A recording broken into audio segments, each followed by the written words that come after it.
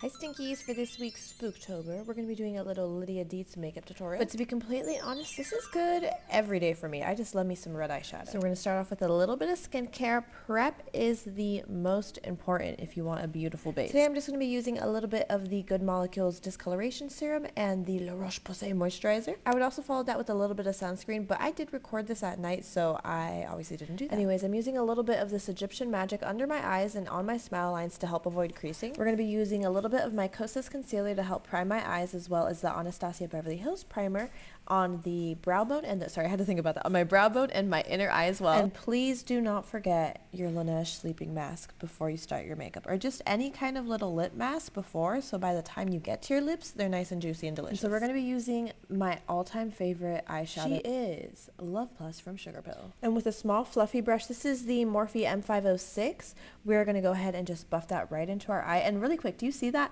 I just use my finger to fix any mistakes I may have, but my main thing I want you to focus on is that we are putting the shadow on the outer 2/3 of our eye. And you see those little circles? We are not, I repeat, we are not putting any shadow there. That's where I like to keep it nice and bright. And so we're getting a slightly bigger fluffy brush, still pretty dense, and we're just going to blend out those edges. So again, it doesn't have this harsh line. And now that we have a good base to work off of, we're going to go ahead and add a little bit more, well actually a lot more red, just so this can really be intense. And as you can see, I'm just really packing that into the crease, and I'm going back in with that big fluffier brush whenever I see the need. And so essentially in this next part, my main thing is do not go past your iris. Stay on the outer third of your eyes, and we're going to be kind of doing these parentheses or these C motions. And I'm literally following my eyeball shape right now. And so we're just going to go ahead and pack that red right into the corner. And in case you haven't clocked it, every now and then I take a step back and check my makeup to make sure that it looks fine. A lot of times we get hyper focused in one area, and individually the eyes may look great,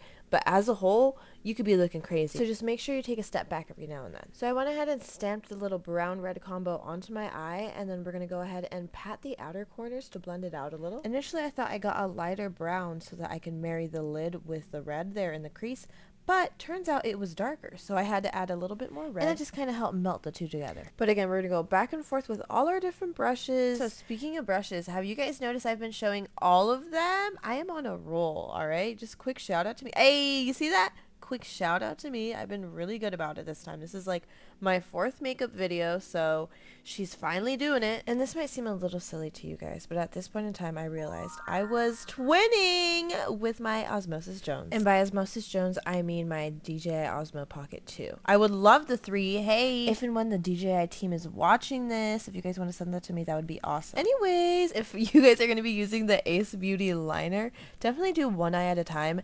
This dries down a lot quicker than you would expect it to. And with an even tinier fluffy brush, we're going to go ahead and set that with some more red. Also, I'm really starting to like a really smoked out under eye. I used to do this all the time, but I stopped and I went for a more natural look.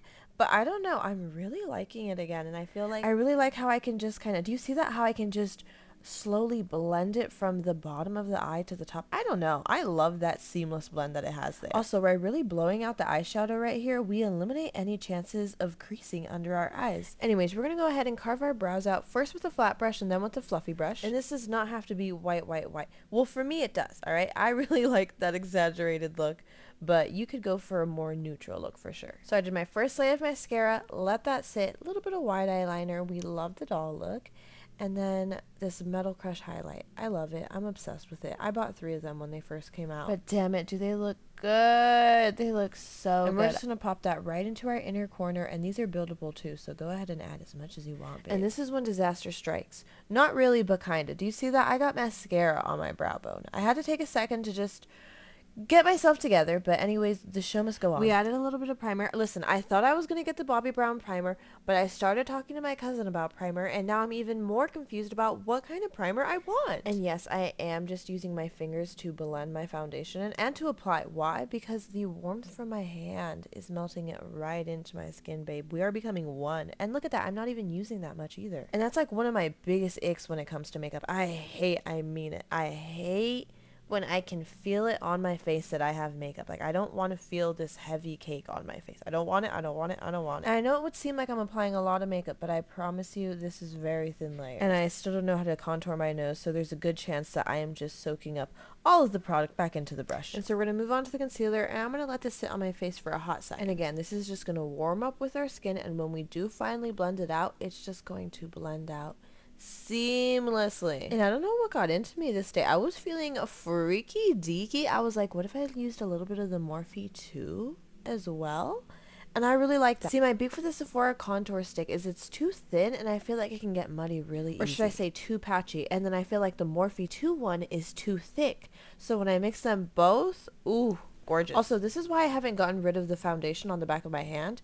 I'll go ahead and just clean up any areas where I may have brought my contour down a little bit too much. Also, I'm still not used to just using a single product. Yeah, a single product to do my blush. I swear I'm not exaggerating. She's Blushing. That's the name. So gorgeous. I used to use like 5 different blushes just to get this look. Oh, really quick. I make sure my blush is about 2 fingers from my lips, 2 fingers from my nose. I don't want it too close. But anyway, She's Blushing from Patrick Ta. Gorgeous. We love it. And so finally, after blending out my contour and blush, we're going to move on to the concealer. And I like to just blend that out by dabbing ever so lightly with a beauty blender. And if you're feeling wild, you can absolutely spray that with some kind of setting spray. And before you blend out right under your eyes, make sure that you set your blush first. Yes, set your blush first. I think this gives the most beautiful skin-like finish. I love it. I live by it. I recommend it to everyone. After you do this, you can go ahead, blend out your under eyes, set the rest of your face. And can I just say, I am so thankful that we have these tiny little powder puffs. I remember when I first got into the beauty industry, all I could find were these giant circle powder puffs, you know the ones,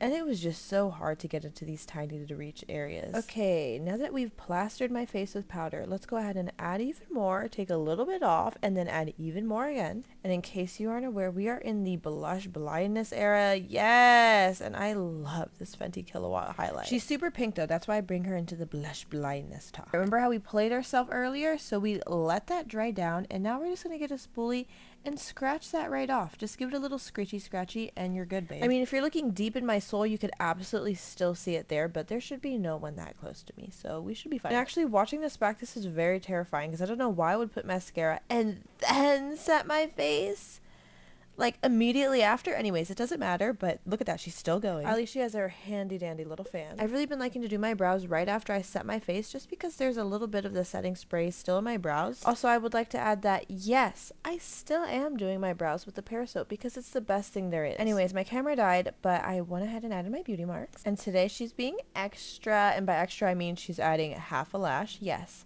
half a lash, and we're going to go ahead and give these a nice little bend, and this is going to help them mold to our eye better. I like to use tweezers to apply my lashes. Some people use their fingers.